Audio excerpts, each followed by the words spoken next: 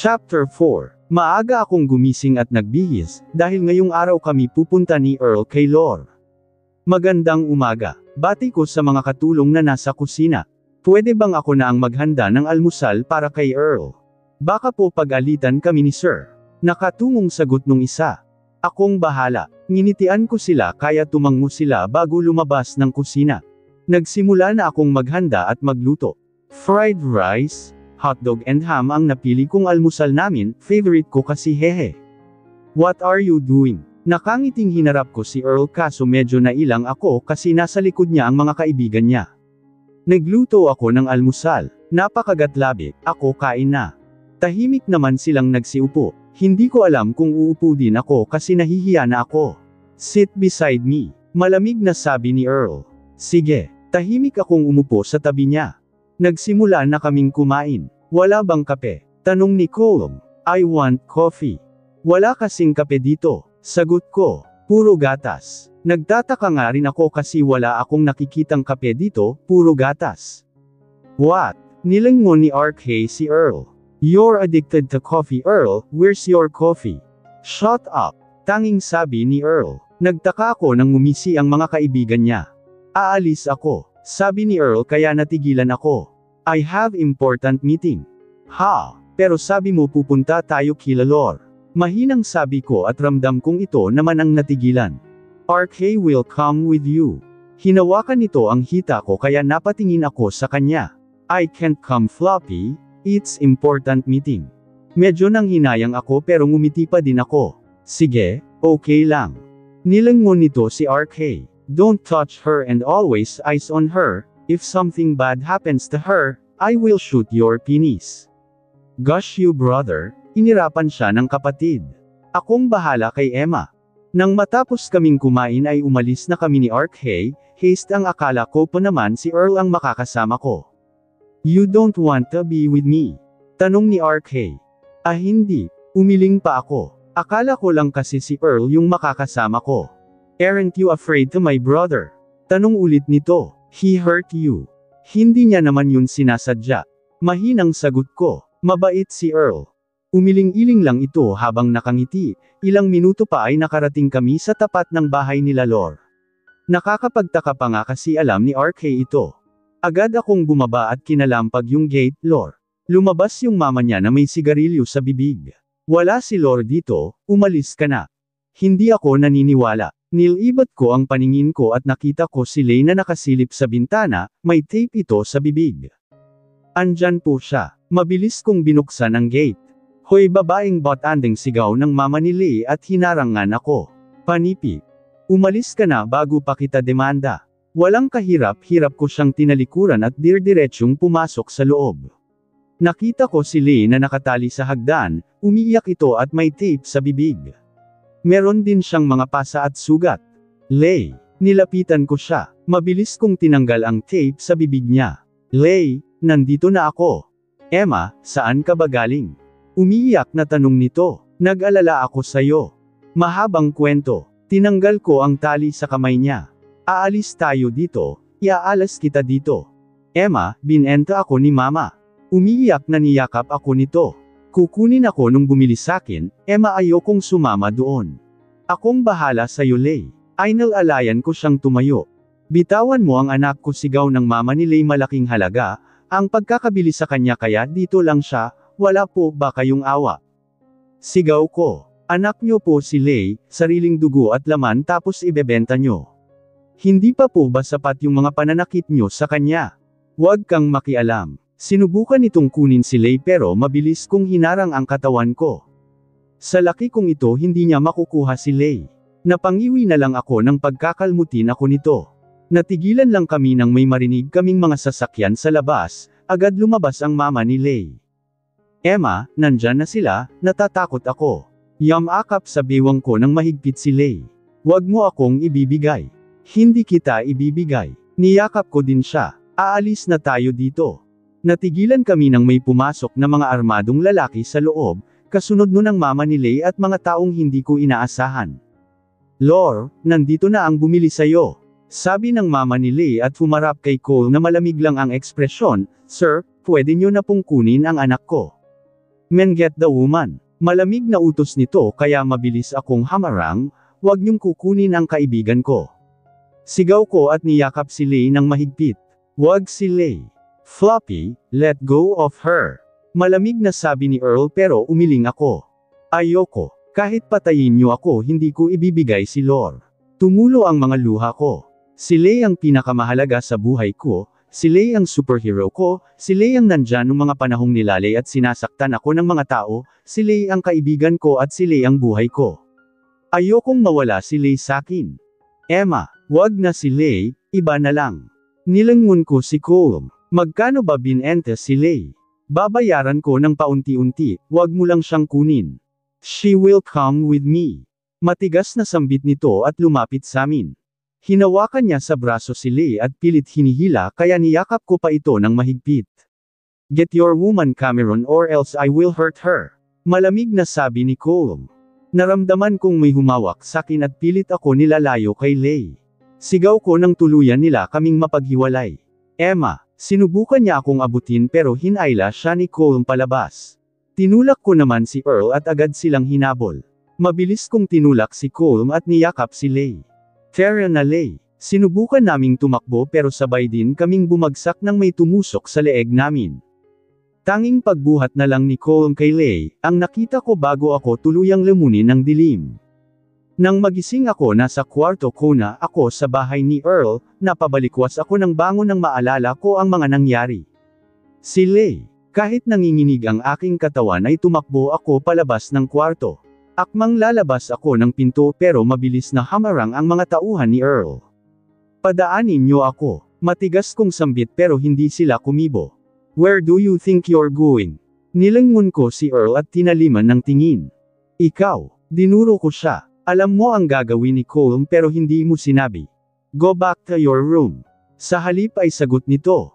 "Napakasama mo." Kusang gumalaw ang mga kamay ko at dinampot ang isang vase na nasa gilid ko at binato sa kanya. Tinamaan siya sa noo pero hindi niya ito ininda. "Napakasama niyong lahat. Go back to your room Emma." Tumalim ang tingin nito sakin pero hindi ako nagpasindak. "Ano? Sasaktan mo ako? Patayin mo na lang ako." Bumagsak ang mga luha ko. "Pagod na ako Earl yung kaysa isang taong naging pamilya ko, dinamay niyo pa." Si Lay ang naging kadamay ko sa lahat. Siya, ang tagapagtanggol ko, ang naging sandalan ko nung mga panahong wala na akong makapitan. "I have no time for your drama Emma. Siyempre dahil masamang tao ka, hindi mo naiintindihan ang nararamdaman ko dahil ang alam mo lang ay pumatay." Galit kong ani. "Hindi mo alam ang nararamdaman ko dahil bato ang puso mo." "She will be safe to Colm." "Safe? Gago ka ba? Ako nga sinasaktan mo siyempre sasaktan din siya ni Colm, dahil parehas halang ang bituka nyo, mga taong walang alam kung hindi ang pumatay at manayra ng mga tao." "You want me to show you how bad I am?" Ngumisi ito at lumapit sakin. "I'm gonna show you the real evil Earl." Mahigpit ako nitong hinawakan sa braso at walang kahirap-hirap na kinaladkad. "Bitawan mo ako." Kinagat ko ang kamay niya kaya nabitawan niya ako. Akmang tatakbo ako pero mabilis nitong nahila ang buhok ko, napangiwi ako ng tumama, ang balakang ko sa hagdan. "Stop!" Galit na sigaw nito. "Bitawan mo ako." Kinaladkad ako nito sa buhok hanggang sa makapasok kami sa kwarto ko. Pabalibag niya akong hinagis sa kama at mabilis na pamatong sakin. "Earl, tama na. You will love this baby." Ngumisi ito nang nakakatakot at sinira ang damit ko. "Tama na." Umiiyak kong sigaw. "Shut up." Napaawang ang bibig ko nang suntukin ako nito ng 2 beses sa tiyan. Pakiramdam ko naubos ang lakas ko at kinapos ako ng hininga. "That's right baby, behave." Hinaplos nito ang mukha ko at wala akong magawa kundi ang umiyak na lang.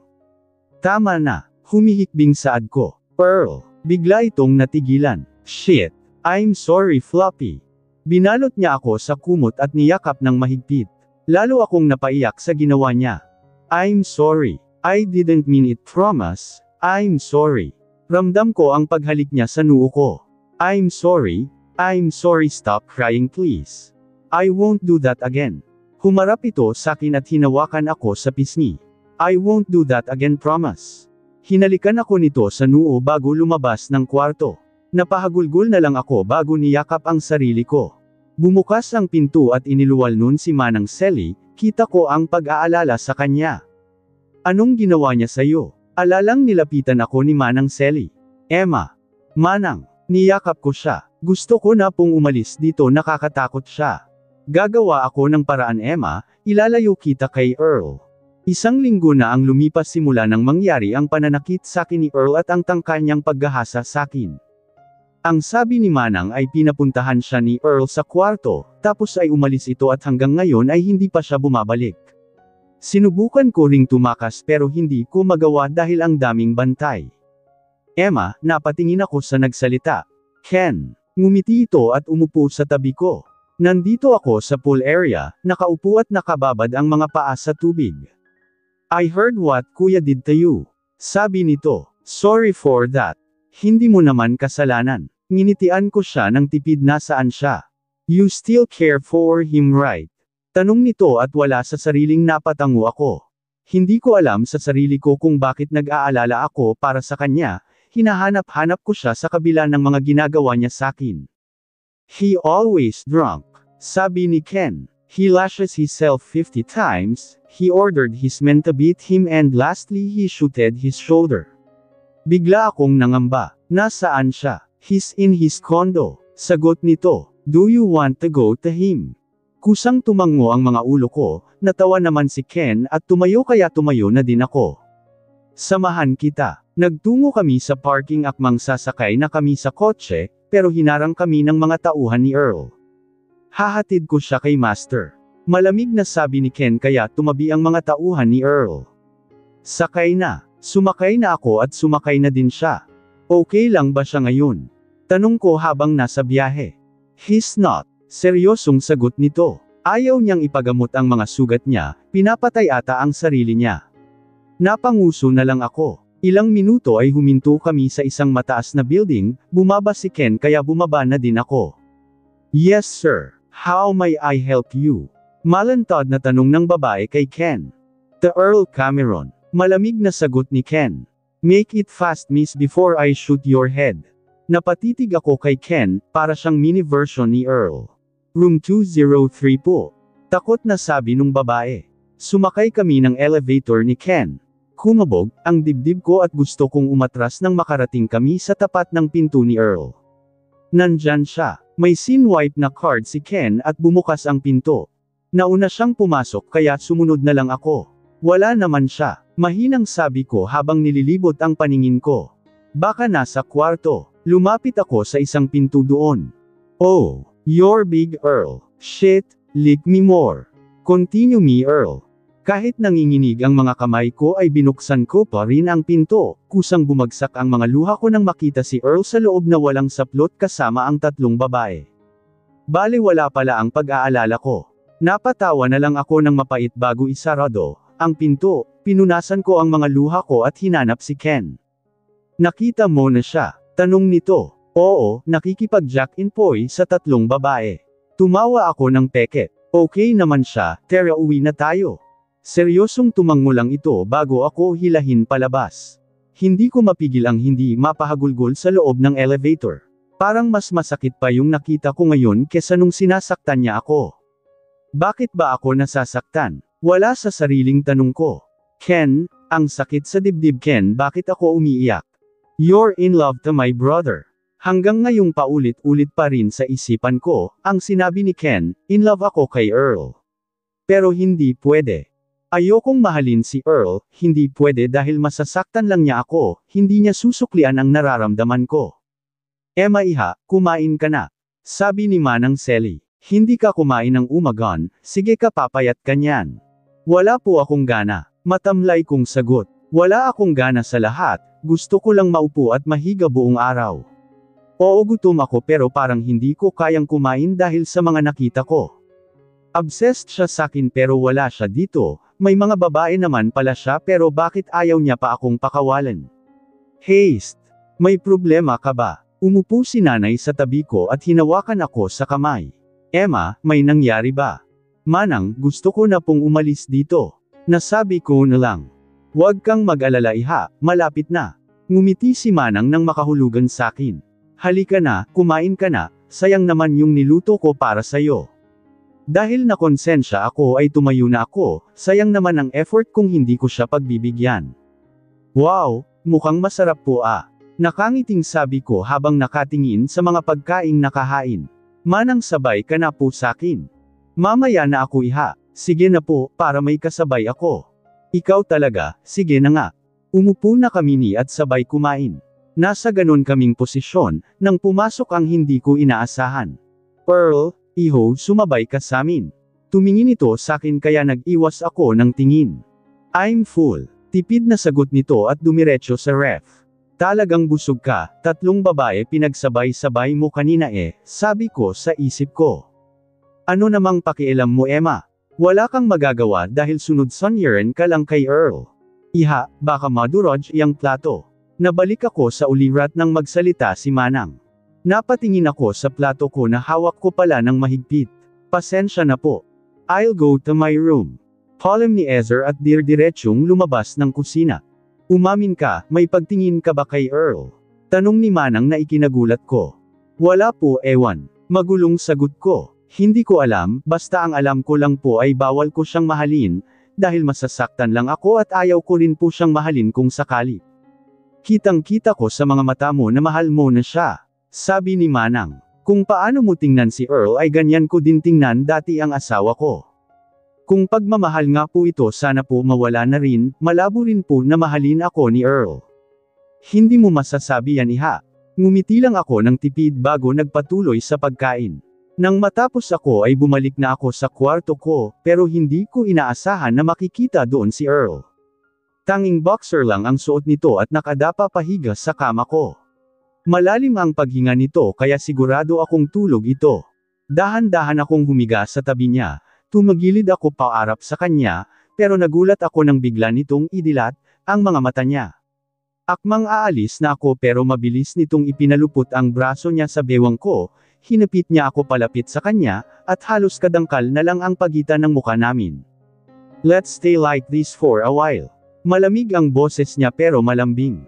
Lumapit sa akin ito at hinalikan ako sa noo, hindi ko maintindihan ang huling mga sinabi niya pero pakiramdam ko maiyak ako. Can I kiss you in your lips? Tanong nito habang nakatingin sa mga labi ko. Kusa kong tinanggo ang ulo ko. Napangiti ito at hinalikan ako na agad ko namang tinugunan. Hinapit nito ang batok ko at lalo pang idiniin ang labi niya sakin. He entered his tongue in my mouth, hinip and sucked my tongue. Humiwalay ito sakin at mabilis na pumaibabaw sakin. Wala akong maramdamang takot, tanging init lang ng katawan ko at katawan ni Earl ang nararamdaman ko. Pearl, you want this? Kita ko ang pagnanasa sa mga mata niya. Answer honestly Floppy. I want this. You can't stop me now Floppy. He grinned before tearing my shirt. I will ask you again Emma. Pinalandas nito ang daliri niya sa pagitan ng dibdib ko papuntang puson. You want this? Yes. Mas lalo akong nag-iinit sa ginagawa niya. Mabilis nitong sinabsan ang mukha niya sa leeg ko. I will pleasure every inch of your floppy body. Pakiramdam ko may iyak ako.